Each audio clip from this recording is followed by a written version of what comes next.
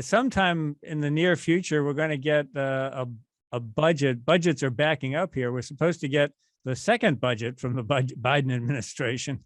Should be coming out sometime in March. So I don't know.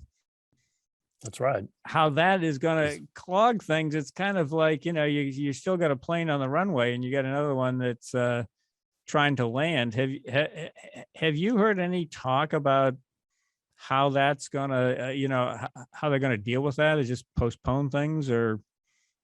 Well, it just shows you how far behind they are, Bob, and what a mess it's been. This appropriations process has been broken for a pretty long time. I remember the last time I looked it up, I think the last time they're supposed to approve 12 distinct spending bills every year to fund all federal departments and agencies. I think the last time all 12 were passed as distinct bills was back in 1994. I mean, think how long ago that was, like a quarter century ago or more. It just doesn't work. The whole thing, for a variety of reasons. Part of it is the polarization of our politics. Part of it is, just getting distracted by some big events like the pandemic, like war, things like that pop up. And part of it is just sort of, I would argue, their laziness. I mean, there's no reason they couldn't get their act together a little better than they do. And that's not a criticism of either party, because both parties are guilty of this. They just let it go for as long as they can, because it's hard to cut a bipartisan deal on these. And so they just, the natural tendency is to procrastinate. Mm-hmm. And so they procrastinate as long as they can until, they see, oh my God, the government's going to shut down. Maybe we better start talking. I mean, there's no reason the leaders couldn't have sat down a year ago and come up with bipartisan top line spending levels so that they could get the process moving. Do you see any possibility of an automatic continuing resolution? Sometimes people have said, well, maybe if all the appropriations bills don't pass, we just have an automatic CR or something like that. Yeah, I know that idea kicks around. There's been some talk of that. I think there was a bill introduced to do that. And I guess the benefit of that is, it would just automatically prevent a government shutdown is the idea. Congress wouldn't have to specifically approve a stopgap funding. It would just kick in automatically, so they don't have to worry about it. The advantage of that, of course, is that you don't have these, 11th hour death spiral kind of politics come in where then all these political hot button issues get raised to pass a must pass bill and create all this drama over something as simple as keeping the government's lights on. The disadvantage of it would be it could kind of make stopgaps too easy to do, and then you just never get to a final deal. So I don't know. I don't think they want to actually, I don't think there's enough support to do automatic stopgaps.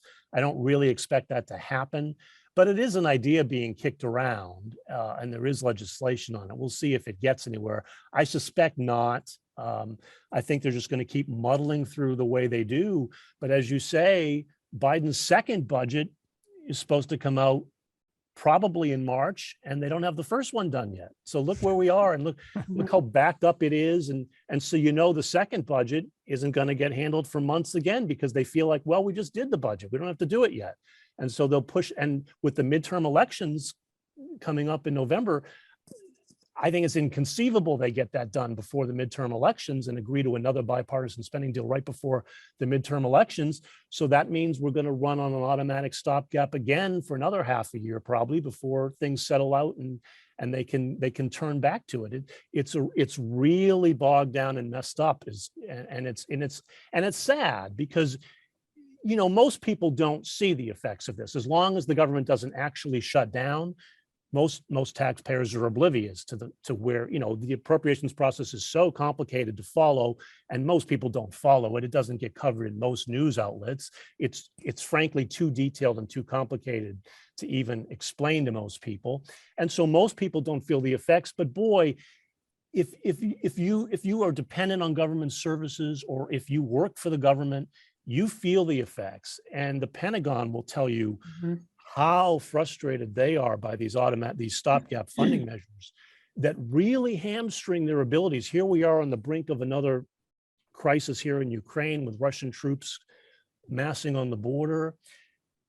The Pentagon can't let new weapons contracts. They can't start new programs. They can't adjust their funding to meet new priorities very easily at all under these stopgap measures. It lets them continue what they're already doing, but it doesn't allow for changes in most cases. They make a few exceptions, but in most cases they can't. And there's nothing that the Pentagon brass hates more than these stopgaps. And that's true of a lot of federal agencies that do feel they're really hamstringed here in terms of what they can do.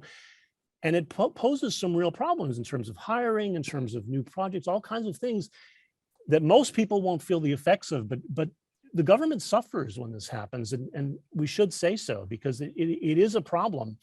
And lawmakers get away with it because most people won't feel the effects, so they don't suffer any consequences. As long as they avoid a complete shutdown, they're usually okay, and they can usually